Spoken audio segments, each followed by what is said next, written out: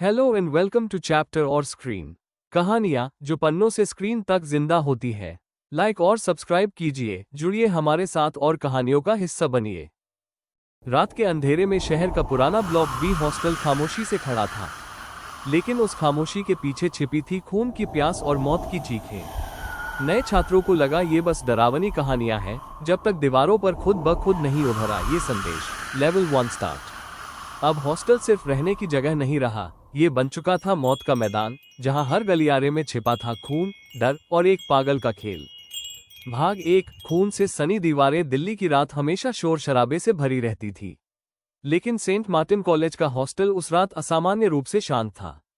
हवा में हल्की ठंडक थी और चांद की फीकी रोशनी ब्लॉक बी के टूटे फूटे शीशों से अंदर आ रही थी। राघव ने जैसे ही हॉस्टल का गेट पार किया, उसकी रीढ़ की हड्डी में एक अजीब सी ठंडक दौड़ गई। वो पहली बार हॉस्टल में शिफ्ट हो रहा था। नए शहर, नया कॉलेज, नई शुरुआत। उसने खुद को समझाया, लेकिन सामने खड़ा ब्लॉक बी कुछ अलग ही कहानी सुना रहा था। दीवारों पर उखड़ी हुई पेंटिंग्स, जंग लगे ताले और खिड़कियों से आती बासी बदबू उसके दिल की धड़कनें तेज कर रही थी।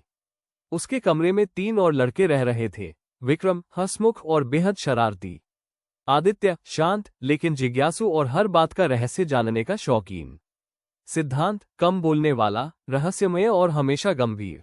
कमरे का माहौल सामान्य था, लेकिन ब्लॉक बी के बारे में छात्रों के बीच अजीब कहानियां चलती थीं। कॉमन रूम में बैठकर विक्रम ने मजाक में कहा, अरे भाई, ब्लडी ब्लॉक में वेलकम। यहाँ रात को कोई प्रेत आत्मा घूमती है जो छात्रों का गला काट देती है। सब हंस पड़े, लेकिन आदित्य ने गंभीर चेहरा बनाए रखा। यार, मजाक मत करो। सुना है 10 साल पहले यहाँ सच में कुछ हुआ था। 4 छात्रों की हत्या हुई थी। उनका खून दीवारों पर ऐसे फैला था जैसे किसी ने आर्टवर्क बनाया हो। राघव को ये सब अजीब लगा, लेकिन उसने चुप रहना ही बेहतर समझा। रात को सब सो गए, लेकिन 3:15 बजे राघव अचानक जाग गया। उसने सुना कि गलियारे में कोई तेज कदमों से दौड़ रहा है। धीरे धीरे वो बिस्तर से उठा और दरवाजा खोला। उसका दिल धक धक कर रहा था। गलियारा बिल्कुल खाली था, लेकिन फर्श पर गाढ़े लाल रंग की लकीरें खिंची हुई थीं, जैसे कोई घायल व्यक्ति घसीटते हुए गया हो। ये खून है, उसने घबराकर फुसफुसाया। अचानक पीछे से किसी के कराहने की आवाज आई। बचाओ। राघव ने पलटकर देखा, लेकिन वहां कोई नहीं था। पलक झपकते ही लकीरें गायब हो गईं। उसका चेहरा पसीने से भीग गया। नहीं, ये सपना होगा, मैं बस थका हुआ हूँ। वो भागकर बिस्तर पर लौट आया और आंखें बंद कर ली। भाग 2। पहला शिकार। सुबह हॉस्टल में अफरा तफरी मच गई। छात्र इधर उधर भाग रहे थे, पुलिस गाड़ियों के सायरन गूंज रहे थे। राघव और उसके रूममेट्स बाहर निकले तो देखा, कमरा नंबर 204 का दरवाजा तोड़ा गया था और अंदर खून की नदियां बह रही थीं। अंदर का नजारा देखकर सबकी सांसें थम गईं। अमित नाम का छात्र बिस्तर पर मृत पड़ा था। उसका गला इतनी बर्बरता से काटा गया था कि उसकी सांस की नली बाहर झूल रही थी। खून दीवारों और छत तक उछला हुआ था। सबसे डरावनी बात यह थी कि खून से दीवार पर अंग्रेजी में लिखा था, द गेम बिगिंस। आदित्य कांपते हुए बोला, ये किसने किया होगा, और ये गेम क्या है? विक्रम का चेहरा पीला पड़ गया। शायद कोई साइको है, या कोई सीनियर की खतरनाक रैगिंग। राघव की आंखें पिछले रात की खून की लकीरों को याद कर रही थीं। नहीं, ये कोई इंसानी मजाक नहीं हो सकता। कल रात मैंने कुछ देखा था, लेकिन उसने यह बात किसी को नहीं बताई। पुलिस आई, फॉरेंसिक टीम ने सबूत इकट्ठा किए। इंस्पेक्टर सिंह ने भीड़ को संबोधित करते हुए कहा, सुनो सब लोग, यह मामला सीरियल किलिंग का लग रहा है। कोई भी हॉस्टल से बाहर नहीं जाएगा जब तक हम हत्यारे को पकड़ नहीं लेते। रात का सन्नाटा। उस रात हॉस्टल में अजीब खामोशी थी। सभी दरवाजे बंद, लाइट्स टिमटिमा रही थी। राघव, विक्रम, आदित्य और सिद्धांत एक ही कमरे में बैठे थे। विक्रम ने माहौल हल्का करने की कोशिश की, अरे, ये पुलिस सब बड़ा चढ़ाकर बोल रही है, कल से सब नॉर्मल हो जाएगा। लेकिन सिद्धांत चुपचाप बैठा रहा। उसकी नजर खिड़की के बाहर अंधेरे में कहीं टिकी हुई थी। उसका चेहरा निर्विकार था, जैसे वो किसी गहरे राज को छुपा रहा हो। राघव ने पूछा, तुम ठीक हो सिद्धांत? कल से बहुत खामोश हो। सिद्धांत ने धीरे से कहा, कुछ चीजें जितनी नजर आती है, उससे कहीं ज्यादा डरावनी होती है। उसकी आवाज इतनी ठंडी थी कि सबके रोंगटे खड़े हो गए। दूसरा कत्ल। 3 दिन बाद हॉस्टल फिर कांप उठा। इस बार आकाश नाम का छात्र मारा गया। वो अपनी गर्लफ्रेंड से मिलने लाइब्रेरी की तरफ गया था, लेकिन वापस नहीं लौटा। उसका शव लाइब्रेरी की पुरानी दीवार के पास पड़ा मिला। उसका दिल सीने से बाहर निकाला गया था और बगल में खून से लिखा था, level 2 survive if you can. Inspector Singh का चेहरा गुस्से से लाल हो गया। ये हत्यारा खेल खेल रहा है। हर कत्ल एक लेवल है। अब हमें जल्दी कुछ करना होगा। राघव का शक अब सिद्धांत पर गहराने लगा। वो अक्सर आधी रात को कहीं गायब हो जाता था। उसकी आंखों में अजीब सी चमक रहती थी और वह कभी अपने अतीत के बारे में बात नहीं करता था। राघव ने तय किया कि वो सिद्धांत की जासूसी करेगा। उस रात वो चुपचाप सिद्धांत के बैग में देखने लगा। वहां उसे पुराने अखबारों की कतरनें मिली। उनमें हॉस्टल की पिछली हत्याओं की खबरें थीं। सबसे चौंकाने वाली बात यह थी कि एक अखबार में सिद्धांत के परिवार का जिक्र था। उसका बड़ा भाई मानसिक रोगी घोषित करके पागलखाने भेजा गया था क्योंकि उसने अपने ही दोस्तों का कत्ल किया था। राघव के हाथ कांपने लगे। क्या सिद्धांत भी उसी रास्ते पर चल रहा है? भाग 3, खेल और खून। राघव की धड़कनें तेज हो चुकी थीं। सिद्धांत का अतीत और उसके बैग में मिली कतरनों ने उसकी नींद उड़ा दी थी। वो बार बार सोच रहा था, क्या ये सब संयोग है या सिद्धांत सच में कातिल है? रात के लगभग 2:45 बजे अचानक राघव की आंख खुली। कमरे का दरवाजा थोड़ा खुला था और वहां से धीमी खुशबू जैसी आवाजें आ रही थीं। उसने देखा कि सिद्धांत धीरे धीरे कमरे से बाहर निकल रहा था। उसके हाथ में कुछ लंबा और चमकीला था, चाकू। राघव ने तुरंत आदित्य को जगाया और फुसफुसाया, जल्दी उठ। सिद्धांत कहीं जा रहा है, हमें उसका पीछा करना होगा। दोनों चुपचाप उसके पीछे पीछे चल दिए। गलियारे की टिमटिमाती पीली लाइट्स में सिद्धांत का साया लंबा और डरावना लग रहा था। वो बहुत सावधानी से चल रहा था, जैसे उसे अच्छी तरह पता हो कि वो कहाँ जा रहा है। आखिरकार वो हॉस्टल की छत पर पहुंचा। राघव और आदित्य छिपकर दीवार के पीछे से झांकने लगे। छत पर रहस्यमयी बात, सिद्धांत वहां खड़ा होकर किसी से बात कर रहा था, लेकिन वहां और कोई नहीं था। उसकी आवाज पागलों जैसी लग रही थी, कभी धीमी कभी तेज। हाँ, मैं करूंगा। अगला शिकार और भी खूबसूरत होगा। कोई नहीं बचेगा, कोई नहीं बचेगा। सिद्धांत की हंसी सुनकर राघव के रोंगटे खड़े हो गए। आदित्य कांपते हुए बोला, वो किसी से बात कर रहा है, लेकिन यहाँ तो कोई नहीं है। क्या वो पागल हो गया है? राघव ने होंठ भींचते हुए कहा, नहीं आदित्य, ये अकेला नहीं है। शायद ये किसी अंधेरी ताकत के कब्जे में है, या फिर ये खुद ही शैतान है। तभी सिद्धांत अचानक पीछे पलटा।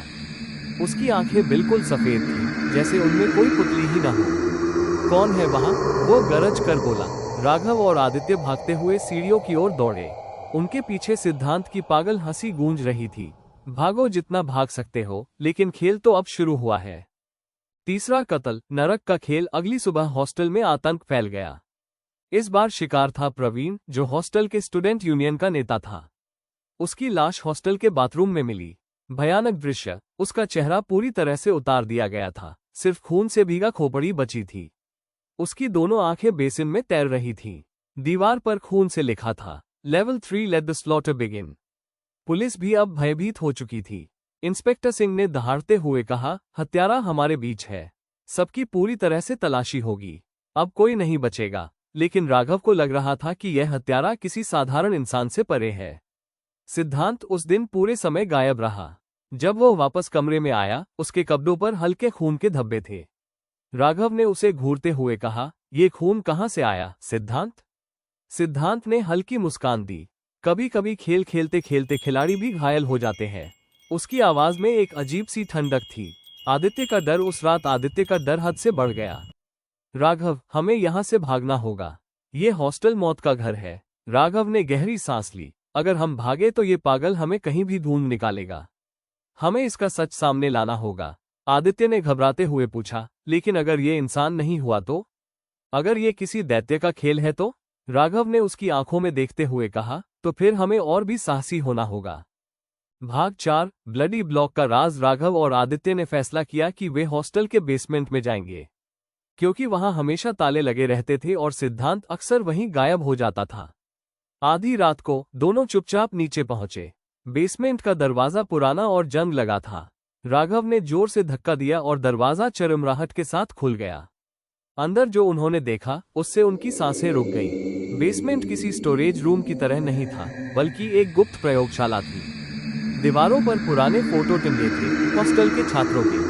कई स्टील की टेबल्स थी, जिन पर जंग लगे टॉर्चर टूल्स रखे थे।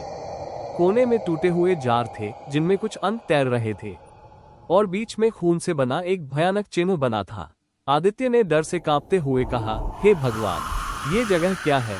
राघव ने फुसफुसाते हुए जवाब दिया, लगता है ये हॉस्टल पहले किसी पागल डॉक्टर का अड्डा था और यही पागलपन आज भी जिंदा है।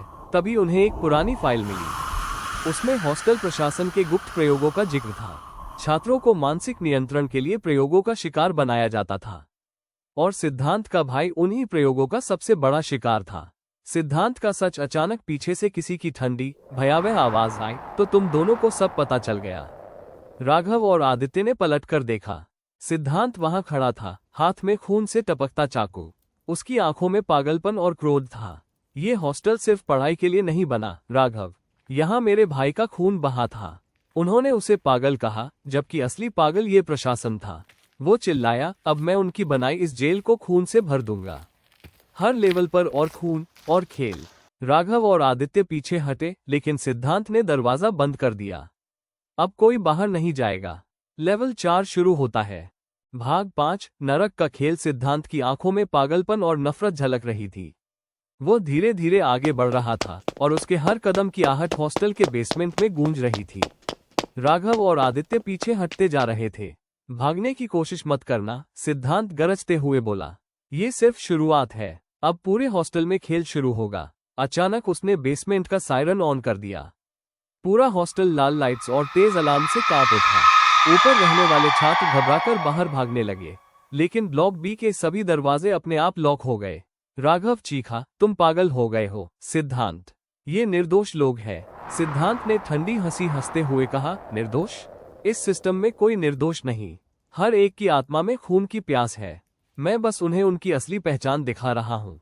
उसने जोर से दरवाजा धक्का देकर खोला और गलियारे की तरफ दौड़ा। राघव और आदित्य उसके पीछे भागे। गलियारे का नरसंहार ब्लॉक बी का गलियारा अब नरक बन चुका था। फर्श पर खून की नदियां बह रही थी। कई छात्रों के शरीर आधे कटे हुए पड़े थे।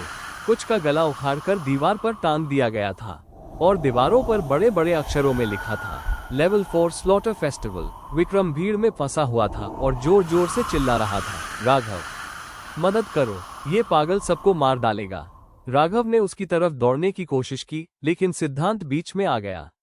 उसके हाथ में एक लंबा जंग लगा हुक था, जिससे वो लोगों को खींचकर चीर रहा था। उसके चेहरे और कपड़ों पर ताजा खून टपक रहा था।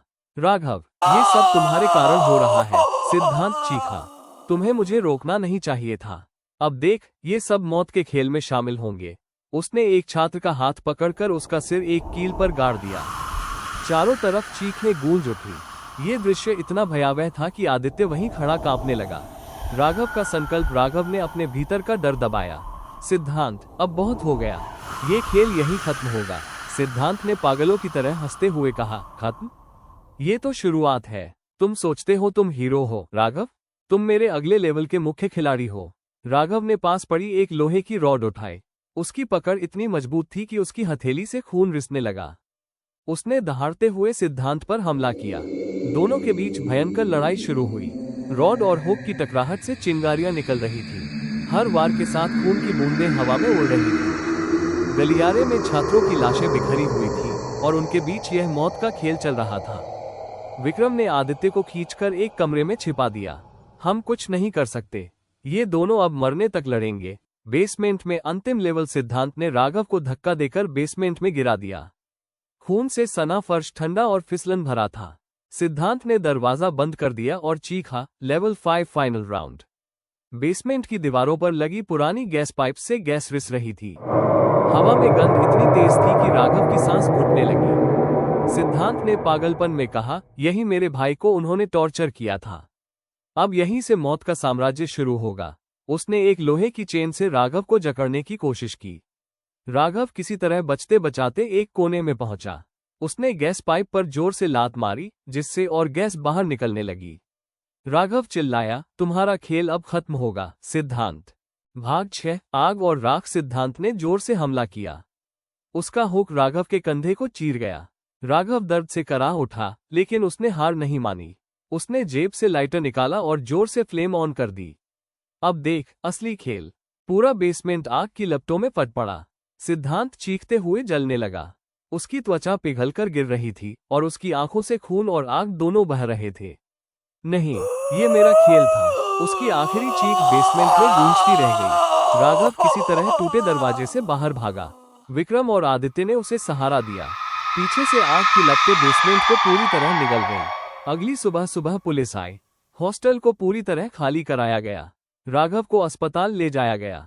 इंस्पेक्टर सिंह ने सबके सामने कहा, इस बहादुर लड़के की वजह से आज कई छात्रों की जान बची। राघव को हीरो की तरह सम्मान मिला, लेकिन उसके दिल में डर अभी भी बाकी था। अस्पताल में जब वो जागा, नर्स उसके पास आई। नर्स की ट्रे पर एक खून से सना नोट पड़ा था। राघव ने उसे उठाया।